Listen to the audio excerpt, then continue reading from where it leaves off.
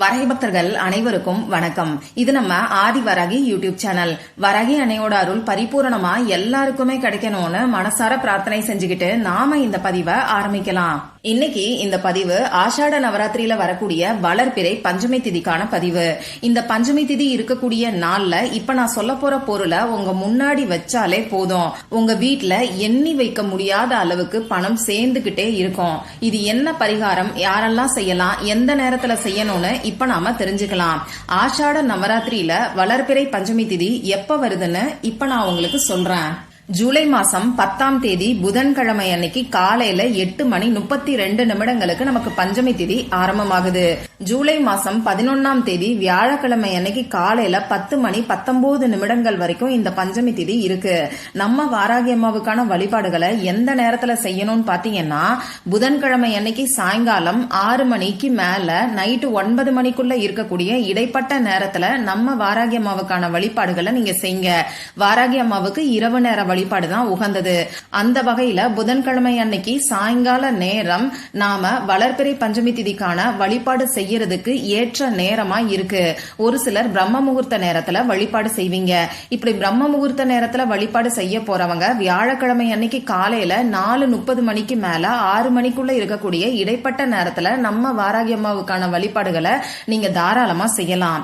சரி, இந்த 2 நேரத்தையும் தவற விட்டுட்டவங்க வேற ஏதாவது டைம் இருக்கான்னு கேட்டீங்கன்னா கட்டாயமா இருக்கு.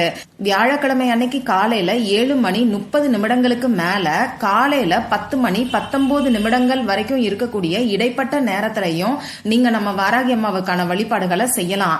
முடிஞ்ச அளவுக்கு புதன்கிழமை அப்படி இல்லைன்னா வியாழக்கிழமை பிரம்ம முகூர்த்த நேரத்துல செய்யறதுக்கு பாருங்க. உங்களால முடியலன்னா மட்டும் இப்ப நான் சொன்ன டைமை யூஸ் பண்ணிக்கோங்க. நம்ம சேனல்ல ஏற்கனவே இந்த ஆஷாட நவராத்திரியில வரக்கூடிய வளர்பிறை பஞ்சமி திதிக்கான பதிவு நான் உங்களுக்கு கொடுத்திருக்கேன்.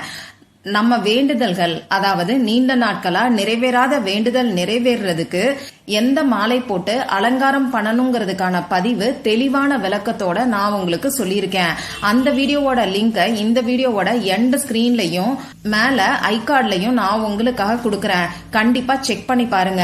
நிச்சயமா அது உங்க எல்லாருக்குமே யூஸ்ஃபுல்லா தான் இருக்கும். இப்போ அந்த பரிகாரம் செய்யறவங்க இந்த வீடியோல சொல்ல போற இந்த பரிகாரத்தை செய்யலாமான்னு கேட்டீங்கன்னா தாராளமா செய்யலாம். அதுல எந்த ஒரு தவறுமே கிடையாது. இந்த பதிவு எதுக்காகன்னு பாத்தீங்கன்னா, பணத்தை வசியம் செய்யறதுக்கான பரிகாரம் தான் இது. பணவரவு அதிகரிக்கிறதுக்காகவும், பணம் சம்பந்தப்பட்ட பிரச்சனைகள் தீர்றதுக்காகவும், பண கஷ்டம் நீங்கிறதுக்காகவும், வறுமை விலகிறதுக்காகவும் இந்த பரிகாரத்தை நீங்க செய்யலாம். கடன் பிரச்சனை இருக்கிறவங்களும், கொடுத்த பணம் திரும்பி வரணும்னு நினைக்கிறவங்களும், அடகு வச்ச நகையை மீட்கணும்னு நினைக்கிறவங்களும் இந்த பரிகாரத்தை தாராளமா செய்யலாம். அதே மாதிரி இந்த வீடியோல முழுக்க முழுக்க பஞ்சமி திதி அன்னைக்கு நம்ம வாராகி அம்மாவுக்கு செய்ய வேண்டிய வழிபாடு பத்தி தான் நான் உங்களுக்கு சொல்ல போறேன். அதனால ஆண்கள் பெண்கள் யாரு வேணாலும் செய்யலாம். பிறப்பு தீட்டு இறப்பு தீட்டு இருக்கிறவங்க செய்யக்கூடாது. பெண்களுக்கு பீரியட்ஸ் டைமா இருந்தா செய்ய வேண்டாம். அதே மாதிரி நம்ம வாராகி அம்மாவுக்கு உடல் சுத்தம் மன சுத்தம் ரொம்ப ரொம்ப முக்கியம். அதனால பஞ்சமி திதி அன்னைக்கு வாராகி அம்மனுக்கான வழிபாடு செய்ய போறவங்க அந்த நாள் ஃபுல்லாவே அசைவம் சாப்பிட்றத தவிர்த்துக்கிறது நல்லது. இந்த ஆஷாட நவராத்திரி பாத்தீங்கன்னா ஜூலை மாசம் 6ஆம் தேதி ஆரம்பிச்சு ஜூலை மாசம் 15ஆம் தேதி வரைக்கும் நமக்கு இருக்கு. இந்த 9 நாட்களும் வருஷத்துக்கு ஒரு தடவை மட்டுமே வரக்கூடிய அதிசக்தி வாய்ந்த நாட்கள்னே சொல்லலாம். இந்த 9 நாட்களும் நம்ம வாராகி அம்மாவோட வழிபாட்டுக்கு உகந்த நாட்கள். இந்த பஞ்சமி திதி அன்னைக்கு நீங்க நம்ம வாராகி அம்மாவுக்கான வழிபாடுகளை செய்யும் போது இந்த ஆஷாட நவராத்திரியோட 9 நாட்களும் வழிபாடு செஞ்ச முழு பலனும் நிச்சயமா உங்களுக்கு கிடைக்கும். சரி, இப்போ இந்த பரிகாரம் என்ன, இதுக்கு தேவையான பொருட்கள் என்னன்னு நான் உங்களுக்கு சொல்றேன். இந்த பரிகாரத்துக்கு தேவையான பொருட்கள்னு பாத்தீங்கன்னா கொஞ்சமா குங்குமம் நமக்கு தேவைப்படும். அடுத்ததா நமக்கு பச்சை கற்பூரம் இந்த பரிகாரத்துக்கு தேவைப்படும். இது ரெண்டுமே உங்களுக்கு எந்த அளவு வேணுமோ அந்த அளவுக்கு நீங்க எடுத்துக்கோங்க. இப்ப இந்த குங்குமத்தை வைக்கிறதுக்கு ஏதாவது ஒரு தட்டோ சின்ன கிண்ணமோ அப்படி இல்லைன்னா ஏதாவது ஒரு வெற்றிலையோ நீங்க எடுத்துக்கோங்க. நீங்க வாராகி அம்மாவுக்கான வழிபாடுகளை செய்யும் போது கூட சேர்த்து இந்த பரிகாரத்தையும் செய்யுங்க. உங்க பூஜை அறைய ரெடி பண்ணிக்கோங்க. இத பத்தின தெளிவான விளக்கம் ஏற்கனவே அந்த வீடியோல நான் உங்களுக்கு சொல்லியிருக்கேன். வைக்க வேண்டிய நெய்வேத்தியம் பத்தியும், நம்ம வாராகி அம்மாவுக்கு இந்த வளர்பிறை பஞ்சமி திதியில நாம அலங்காரம் செய்ய வேண்டிய பூக்களை பற்றியும், ஏற்ற வேண்டிய தீபத்தை பத்தியும் அந்த வீடியோல நான் உங்களுக்கு சொல்லியிருக்கேன். அந்த வீடியோவை பார்த்து அந்த தகவல்களை நீங்க தெரிஞ்சுக்கோங்க. இப்போ உங்க பூஜை அறைய ரெடி பண்ணி வச்சுக்கிட்டு எப்பயும் நீங்க ஏத்தி வைக்கக்கூடிய விளக்கெல்லாம் ஏத்தி வச்சுட்டு உங்க பூஜை அறைக்கு முன்னாடி ஏதாவது ஒரு விரிப்பையோ மனை பலகையோ சேரையோ போட்டு நீங்க உட்கார்ந்துக்கோங்க. இப்ப தேவையான பொருட்களை உங்க பக்கத்துல எடுத்து வச்சுக்கோங்க.